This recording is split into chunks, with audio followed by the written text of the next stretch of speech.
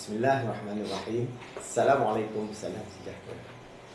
Hari ini kita bincang bagaimana kita boleh melakukan satu transformasi untuk diri, untuk komuniti dan untuk seluruh dunia melalui positive transformation. Transformasi positif adalah sesuatu perkara yang kita boleh project kepada apa saja yang kita nak lakukan. Biar saya mula dengan transformasi positif dan projection diri yang positif. Ini amat penting untuk kita menentukan bahawa hala tuju kita sentiasa positif dan sentiasa mendapat barakah dan inayah daripada Allah Subhanahu Wa Taala. Bila kita berdepan dengan keadaan-keadaan, kita dapati bahawa lebih 90% daripada masyarakat mempunyai satu projection diri ataupun projection keupayaan yang negatif. Sebab itu kita lihat pencapaian bagi anak-anak kita di sekolah itu begitu rendah sebab mereka melihat diri mereka seperti tidak mampu melakukan sesuatu ataupun selalu ditomah dengan perkataan seperti bodoh, degil, jahat, syaitan dan sebagainya. Jadi mereka menerima tumahan-tumahan ini sebagai satu framework mindas para conscious mereka. Dan inilah yang menyebabkan bila mereka membesar, mereka mempunyai satu persepsi hidup yang sangat negatif.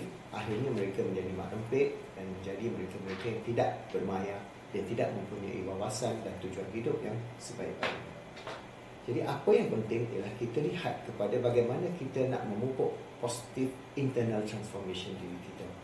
Dan positive internal transformation ini bermula daripada lahir. Jadi kalau ibu bapa sangat penting untuk mereka memupuk anak-anak mereka supaya anak-anak itu mempunyai nilai-nilai yang positif dan sentiasa memberi mereka kefahaman.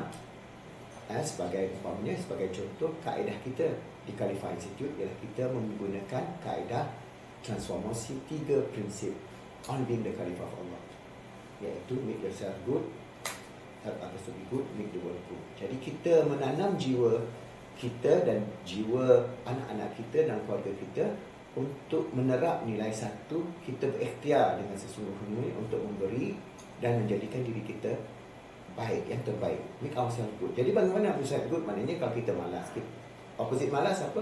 Rajin. Jadi kita try umpamanya memupuk kelemahan-kelemahan kita. Setiap kita boleh sinaraikan 5 kelemahan, janganlah 10-20 kelemahan tu banyak sangat. Jadi kita nak tackle satu persatu.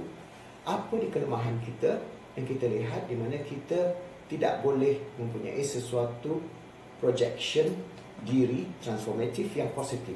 Jadi perkataan-perkataan seperti mungkin malas, tak ada disiplin, mungkin selalu tengok TV saja, mungkin main bola saja, whatever it is. Kita kena ada satu keseimbangan. So di situ kita akan perbetulkan keadaan kita supaya kita membentuk diri kita dulu, iaitu cuba sedaya upaya dengan permohonan doa kepada Allah Subhanahu Wa Taala supaya kita sedikit demi sedikit menjadikan diri kita baik dan cuba sebaik-baiknya.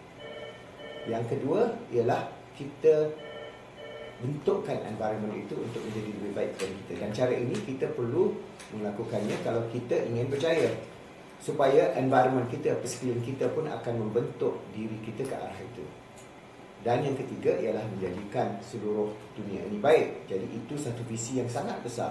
Tapi mula dengan diri kita, mula dengan keluarga kita.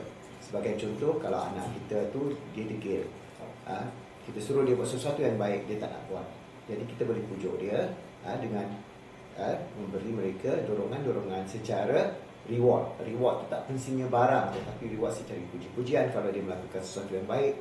Dan bila dia melakukan sesuatu yang tidak baik, kita memberi nasihat secara cantik supaya dia tahu, oh ini bagus, ini tak bagus. Umpamanya kalau dia pukul adik dia, ini tak bagus. Sebab apa? Sebagai Khalifatullah fil ard, kita tak boleh pukul orang dan sebagainya. Jadi transformatif diri ini sentiasa kita kena melakukan secara yang mendalam. Dan mungkin pada video-video yang akan datang saya akan beri poin-poin satu persatu, tetapi setakat untuk muhasabah untuk hari ini, fikir-fikirkanlah. InsyaAllah kita sentiasa cuba dengan taufik dan hidayah Allah, jadikan diri kita baik, bantu orang jadi baik, jadikan dunia ini baik, supaya kita akan mendapat kejayaan setinggi-tingginya. kejayaan. InsyaAllah, see you at your peak of success. Thank you.